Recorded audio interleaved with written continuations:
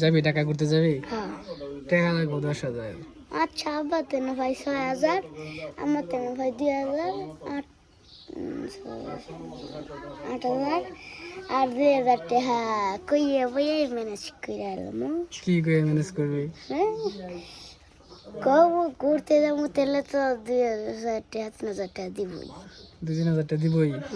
তুমি কি বড় লোকের দুলালি যে তোমার চাইলে দিয়া দিব? চাল দিয়েছি না, আর ওই এরা না আমি মারি দিব, না আমি মারি দিব। তুই কি টাকা পাস্তা করতে? কেমন তিন নিয়েছিল?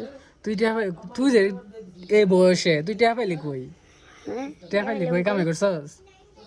তাইলে তাহলে তাহলে আমার যে টাকা ছিল ব্যাংক বড় লিগা হারা তো এখন আমারও গেছে না, মানে তা করতে টাকা না, মানে তা করতে হুন তা করতে টাকা টাকা নে। নিছে মানে তাহলে আমারও গেল না, তাহলে পরে আম্মা আমাতে নিছে অনেক টি নিছে তাতে না মানে তা করতে টাকা না তুই নিছ সেটা তোর গেছে, পরে তোরতে আবার তারা খাওয়াত নিছে ওই টাকা।